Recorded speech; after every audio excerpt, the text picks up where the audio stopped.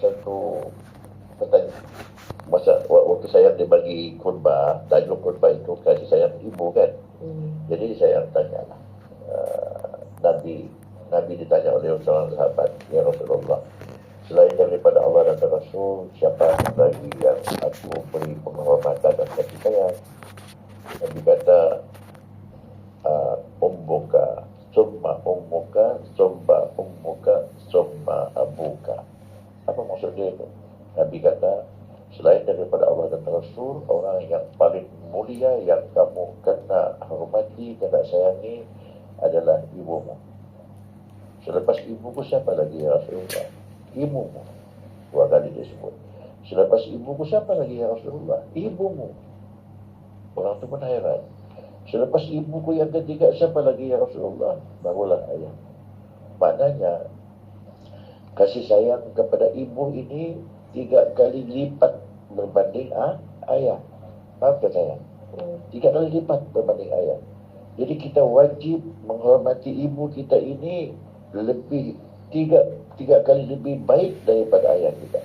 Begitulah kedudukan ibu dalam Islam.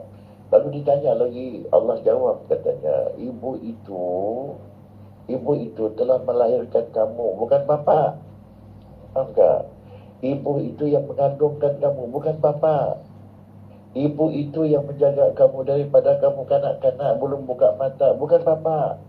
Ibu yang menyusukan kamu sampai kamu pandai makan, bukan bapa, mama.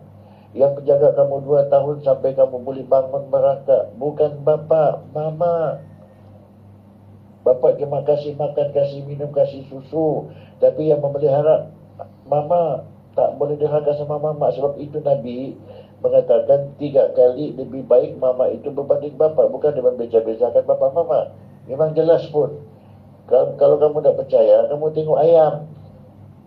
Itu bukti Allah tunjuk. Kamu tengok ayam yang selalu kamu nampak. Pernahkah kamu nampak anak ayam suka bapaknya? Mana kita tahu itu? Mana kita tahu itu ayam mamaknya kah bapaknya? Bapa tak tahu. Bapa ayam macam mana bapaknya? Oh iya kan ada lupa. Coba kamu tengok. Anak-anak ayam, dia kalau mau cari makan sama siapa? Sama mama kan sama bapa? Sama mama. Dia mau tidur sama siapa? Sama mama. Dia tidur di bawah sayap siapa? Buat mama. Allah tunjukkan bukti itu di depan mata kamu bahawa mama itu lebih baik dari bapa. Sebab itu datang seorang sahabat jumpa Rasul. Ya Rasulullah, aku datang berjumpa denganmu. Kenapa? Kata Nabi, aku nak join perang. Kan sekarang ada perang fisabilillah ya Rasulullah. Kau nak join perang ya? Kata Nabi. Ya. Aku tanya kau satu soalan. Adakah ibumu? Ada ya Rasulullah.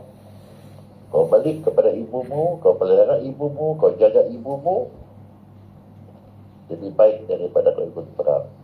Kenapa ya Rasulullah? Kau pergi perang nak masuk surga kan? Ya. Sebenarnya kau balik kepada ibumu, di tempat kaki ibumu itu ada syurga. Faham kan? Kalau berperang, kau kena lagi pegang senjata kan? Kalau perang kau kena silap-silap, kau mati kan? Tapi kau balik ke rumah, kau cukup saja pelihara ibumu. Apakah sama susahnya perang dengan jaga ibu? Jaga ibu. Kau balik ke rumah, kau jangan ikut perang. Kau balik ke rumah, kau jaga ibumu, kau pelihara ibumu. Di bawah tapak kakinya ada syurga. Patut kita ini sebagai anak ini kan, kita nampak sudah